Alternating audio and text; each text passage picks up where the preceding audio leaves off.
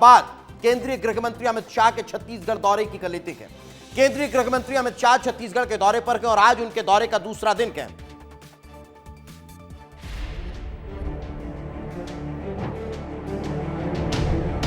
भारत माता की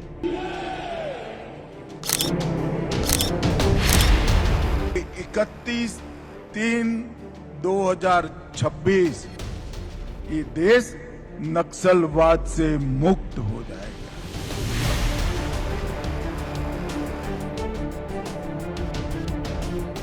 छत्तीसगढ़ में विष्णुदेव जी की सरकार और छत्तीसगढ़ के गृह मंत्री विजय जी का सबसे बड़ा उपलब्धि है तो एक रुका हुआ नक्सल विरोधी अभियान को उन्होंने द्रुत गति से चलाया और छत्तीसगढ़ को नक्सल मुक्त करने की दिशा में आगे बढ़े। मैं भारत सरकार की ओर से हमारे छत्तीसगढ़ के गृह मंत्री विजय जी और मुख्यमंत्री श्रीमान विष्णुदेव साय जी को बहुत बहुत साधुवाद देना चाहता हूं कि बहुत लुभावनी सरेंडर पॉलिसी विष्णुदेव जी ने बनाई। आइए हथियार डाल दीजिए और नए छत्तीसगढ़ की विकास की यात्रा में जुड़ जाइए।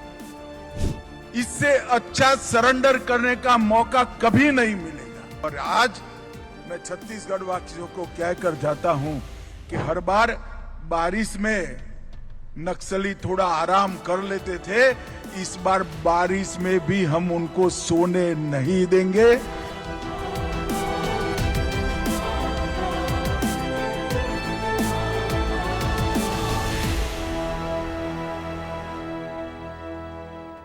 तो सुना आपने, केंद्रीय गृह मंत्री अमित शाह ये साफ बताते हुए, चेताते हुए नजर आ रखेंगे कि इस बार नक्सलियों को बारिश में भी सोने नहीं देंगे।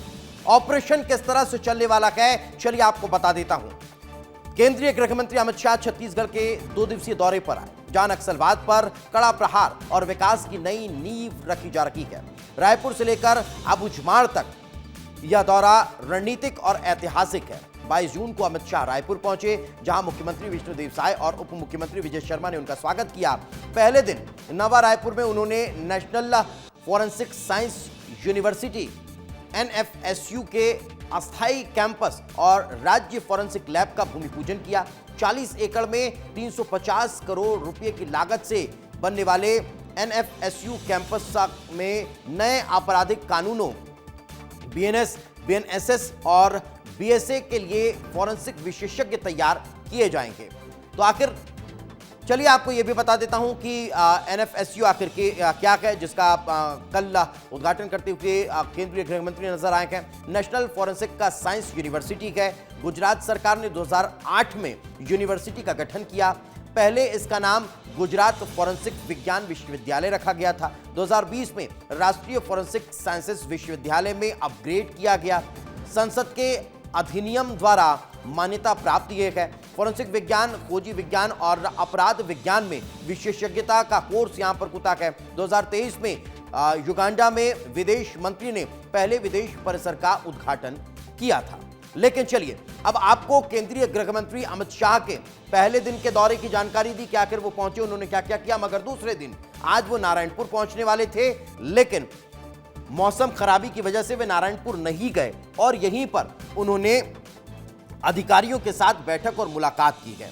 हालांकि ये कल की तस्वीर, जब बैठक और मुलाकात करते नजर आए, आज वे जवानों से मिलते हुए नजर आए हैं।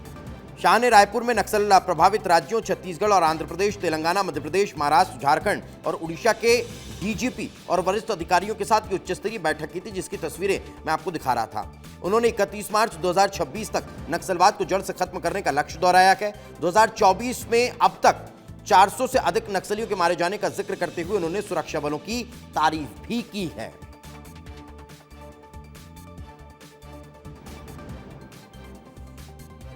यही नवा रायपुर में कहा था, अटल नगर में कहा था कि 31/3/2026 ये देश नक्सलवाद से मुक्त हो जाएगा। तो मैं फिर से बात विश्वास के साथ दोहराना चाहता हूं, जिस तरह से सुरक्षा बलों ने पराक्रम किया है, हमारी सूचना एजेंसियों ने सटीक रणनीति बनाई है, हमें लक्ष्य को सिद्ध कर कर रहेंगे। और आज मैं छत्तीसगढ़ वासियों को कहकर जाता हूं कि हर बार बारिश में नक्सली थोड़ा आराम कर लेते थे, इस बार बारिश में भी हम उनको सोने नहीं देंगे और 31 दिन के लक्ष्य को हम आगे बढ़ाएंगे। मैं फिर से जो नक्सलवाद के रास्ते पर भटक कर चले गए हैं वो सभी युवाओं को अपील करना चाहता हूं कि बहुत लुभावनी सरेंडर पॉलिसी विष्णुदेव जी ने बनाई। आइए हथियार डाल दीजिए और नए छत्तीसगढ़ की विकास की यात्रा में जुड़ जाइए। इससे अच्छा सरेंडर करने का मौका कभी नहीं मिलेगा। कोई चर्चा की जरूरत नहीं है, सरकार पर भरोसा करिए, हथियार डालिए, मेन स्ट्रीम में जुड़ जाइए और आप छत्तीसगढ़ की विकास यात्रा के साथ अपने आप जुड़ जाएंगे। लेकिन चलिए केंद्रीय गृह मंत्री अमित शाह के आज के कार्यक्रम का जिक्र कर लेते हैं। 23 जून को खराब मौसम के कारण शाह नारायणपुर का दौरा नहीं कर पाए, लेकिन उन्होंने रायपुर में ही बीएसएफ और डीआरजी कमांडो से मुलाकात की है। उन्होंने सुकमा में शहीद एसपी आकाश राव के परिजनों से भी मुलाकात की और संवेदना व्यक्त की है। आमुजमाड़ के ग्रामीणों से संवाद का कार्यक्रम भी स्थगित हुआ, लेकिन शाह ने स्थानीय विकास और आदिवासी कल्याण पर जोर दिया है। अमित शाह का यह दौरा छत्तीसगढ़ में नक्सलवाद के खिलाफ लड़ाई और फॉरेंसिक साइंस के क्षेत्र में नए युग की शुरुआत का प्रतीक है। क्या 2026 तक नक्सल मुक्त भारत का सपना साकार होगा, यह समय बताएगा, लेकिन इसको लेकर काम बहुत तेज गति से चल रहा है। आपको वो तस्वीरें दिखा देते हैं जिसको लेकर आज चर्चा बहुत ज्यादा है। क्यों? क्योंकि ये वो जवानों की तस्वीर है जिन्होंने नक्सल मोर्चे पर एक बड़ी सफलता हासिल की है।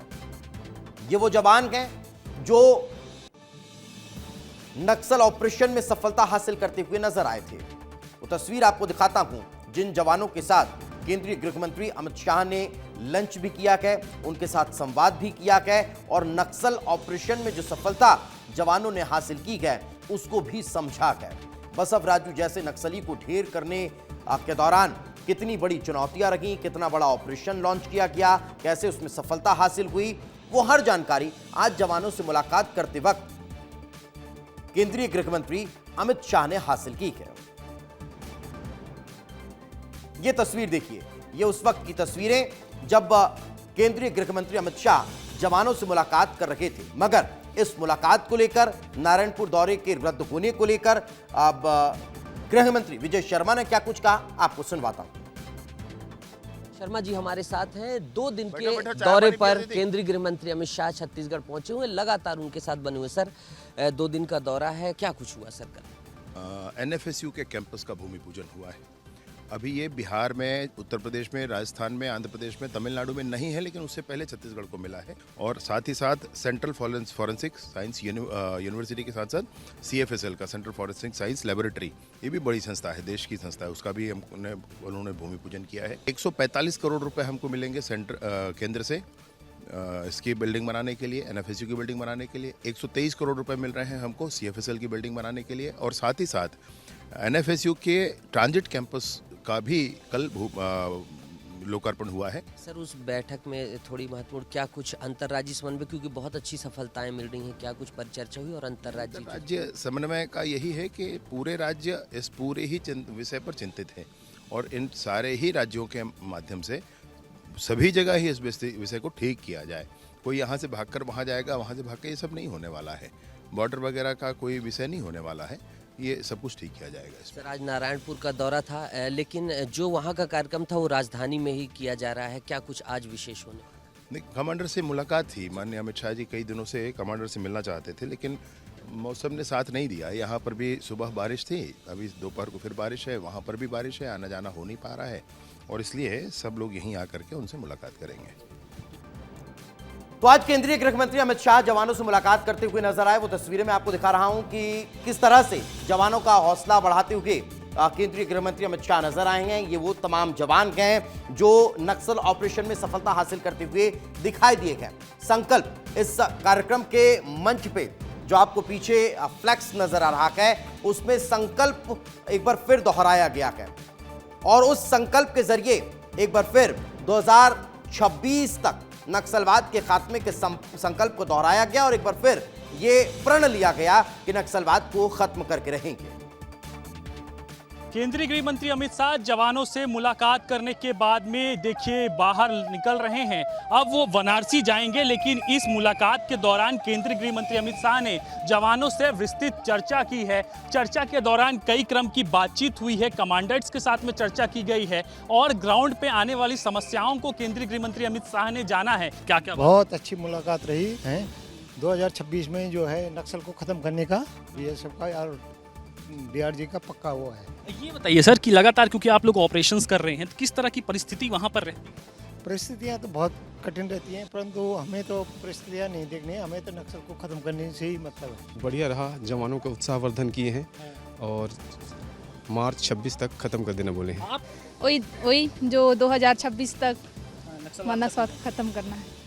सर डीआरजी का जो नक्सल भत्ता मिलता है वो बहुत कम है, तो जो सेंट्रल फोर्स को मिलता है वैसे डीआरजी को भी थोड़ा बहुत मिलना चाहिए। बारिश हो चाहे कुछ भी तूफान आंधी तूफान हो, कितनी गर्मी हो, फिर भी हमारा मकसद हम पूरा करेंगे। आप लोग तैयार हैं? बिल्कुल तैयार है, एकदम डट के डट के तैयार है। खत्म हो जाएगा? हो जाएगा, बिल्कुल हो जाएगा सब।